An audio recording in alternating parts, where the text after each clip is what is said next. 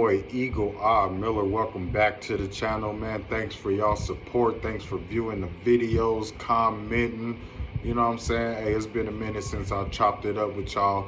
But the last time I chopped it up with y'all, I was telling y'all why I got fired from Target. This time I'm gonna tell you what happened after I got fired from Target, the whole legal process. You know what I'm saying? So let's jump right into it. So, after I left Target, after I got fired that day, I went back home. I rolled me a couple up, smoked up. You know what I'm saying? I said, fuck them. You know what I mean? All the shit that I've been through with this company, you know what I'm saying? Niggas spitting on me. Fucking Tourette's kids spitting on me. Fucking being called niggers. Working in a hostile environment. Like, fuck them. You know what I mean? I'm gonna take me some time off. And we gonna handle it like that. I'll just take it from there. So right after I get fired, you know what I'm saying, the whole George Floyd shit happened. You know what I'm saying? And all my black brothers started being murdered, you know what I'm saying, on some hateful ass jealousy shit, you know what I mean? And that's when the whole Black Lives Matter movement started. You know what I mean? And at this point, I'm like, oh, this is some bullshit. I'm pissed off, just like everybody else. So I'm like, nah, fuck that. Target ain't about to get away with this. We about to bang. So September, I filed for unemployment. Got that 2 weeks later. Ate off that for a little bit. You know what I'm saying? December, I filed a charge with the EOC for race discrimination, gender discrimination, and wrongful termination. You know what I'm saying? The EOC felt like, you know, there was enough evidence and enough information to pursue it, so that's what we did. So at this time, locked down, because we're going through, you know, coronavirus, and we're going through this Black Lives Matter movement. So both parties had agreed to mediate. And when you mediate, that means both parties, me and Target, will meet at a designated location and we'll try to come up with a solution for this problem, this issue that we have. Feel me? So one day I ended up seeing my district manager when I was getting off the highway. And I looked, and I was like, man, I look like Nick. So I look over again, I was like, yeah, that's Nick. That's him. I was like, fuck that. I'm not gonna get emotional. I'm not gonna let my emotions get the best of me. I'm just gonna keep my face forward. You know what I'm saying? Because I don't want to do anything that's gonna jeopardize this. You know what I mean? But then something else clicked, and I was like, well, with me and him seeing each other right now, that just fucked the whole mediation off. You know what I'm saying? Like, that just took all that off the table. So the light turned green. We make a left, getting off the highway. This nigga just speed off, get back on the highway. I'm like, yep, there go that. The next week, I get an email from the EOC saying that Target opted out of mediation. I was like, that shit don't surprise me. You know what I mean? So when both parties can't come to an agreement, then the EOC pursues the investigation. So that's what they did. I wrote my statement, and then Target, they had to write their rebuttal statement. I read their rebuttal statement, and boy, let me tell you, I got them where I want them. That's all I'm gonna say for right now. So they wrote their rebuttal statement, and at the end of that, the EOC could not make a determination whether discrimination happened or not, or whether Target discriminated against me or not. So what they did was they issued me a right to sue letter, which was valid for 1 year from the date that they issued it to me. Now let me remind you, we're going through coronavirus and we're going through the whole Black Lives Matter movement. So what are the chances you think I'm gonna find a lawyer at this point of time? So I tried anyway. Couldn't find nobody. Every lawyer that I contacted told me the exact same thing. They told me that their caseload was full and they could not take my case. It was cool. I was a little frustrated, but I was like, I'll be damned if I don't get mine. They don't know who the fuck they fucking with, but they fucking with the right one. So I was like, fuck them. So a month before my right to sue letter was going to expire, I ended up finding a lawyer. Now, I'm pressed for time, so I ain't got no time to bullshit. So I call her up, leave her voicemail information. She hits me back up, leaves a voicemail. She was like, we can help you. So we talked over the phone, and look, she had the same mentality that I had. And she was 100% confident that she could bring Target to justice. There was just one problem with the finances. She wanted some money, and I didn't have the kind of money that she wanted to represent me. So there was that. So a month later, my right to sue letter expired. I'm like, fuck. What the fuck am I gonna do now? You feel me? Like, there's a part of me mentally, like, that's just everywhere. I'm just like kind of pissed off. I'm frustrated. But my gut is telling me, don't even trip. Don't even trip. And I always follow my gut. I always follow my gut. So I went with my gut and I didn't trip. And I was just like, all right, it is what it is. So at this point in time, I'm doing Lyft. So I'm out riding around one day and I had a drop off near the Target that I worked at.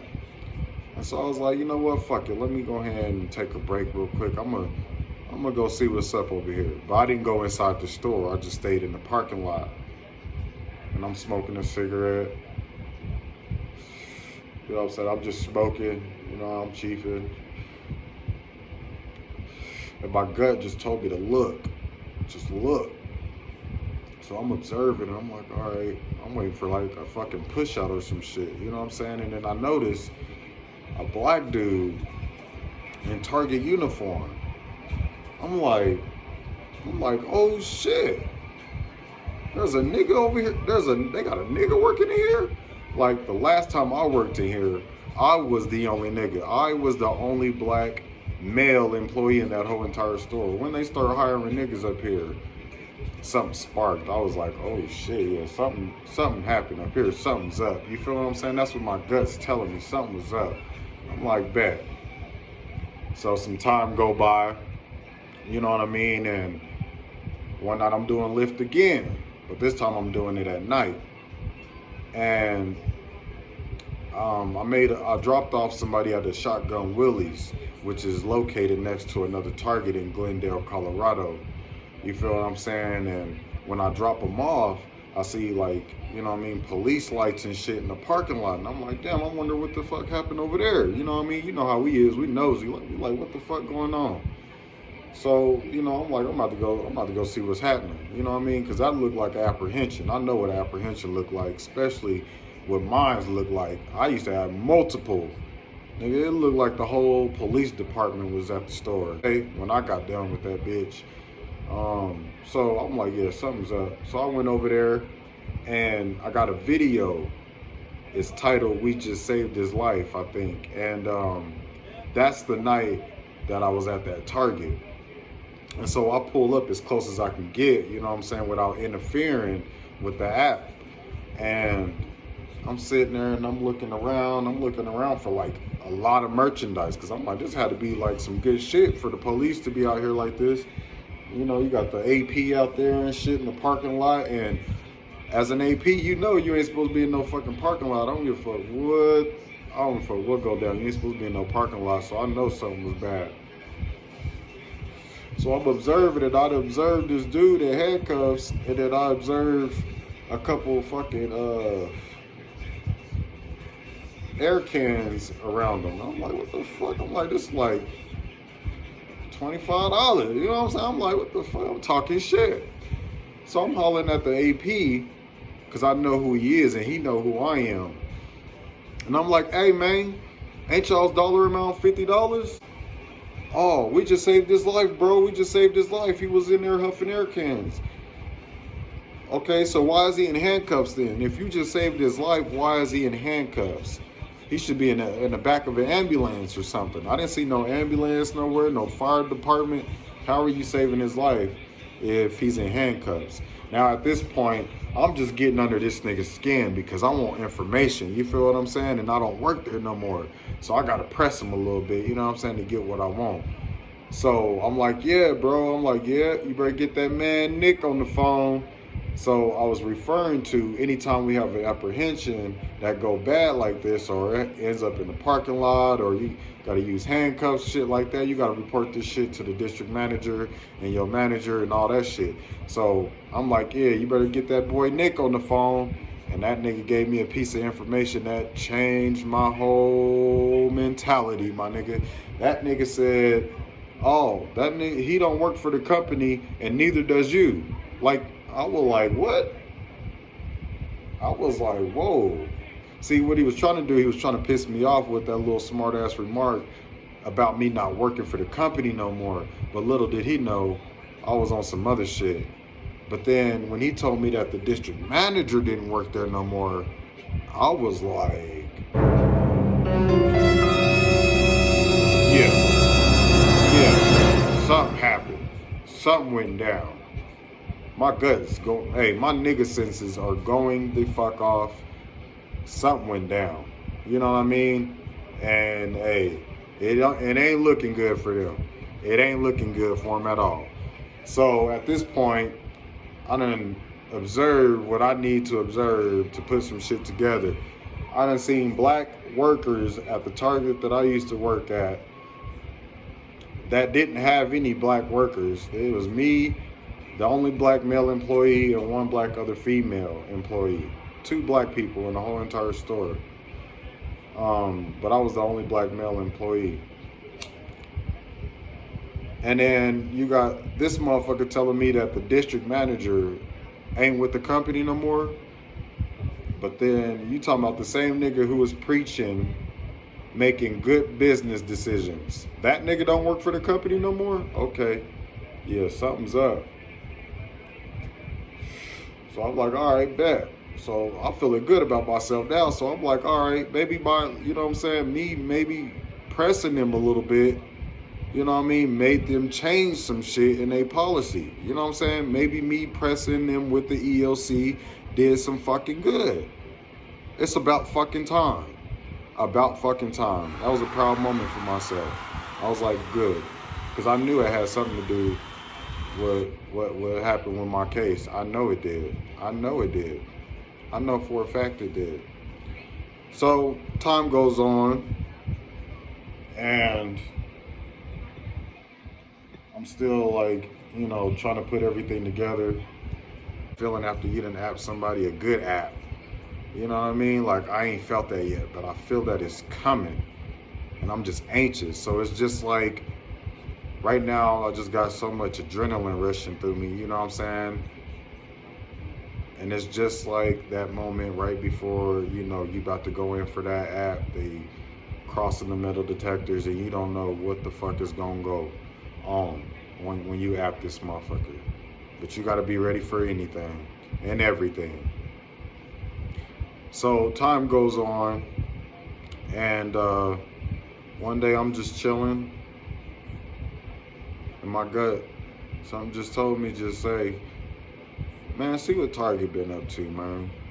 See what the fuck they been on. You know what I mean? See what's going on. So I went to Google. And y'all will not believe what the fuck I found. And I'm not even bullshitting. Y'all can look this shit up on Google.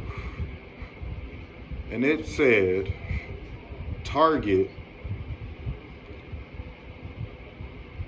was investing into 500 black-owned business. Now the amount that they were investing into these black-owned business is what fucked me up. $2.6 billion. $2.6 billion invested into 500 black-owned companies.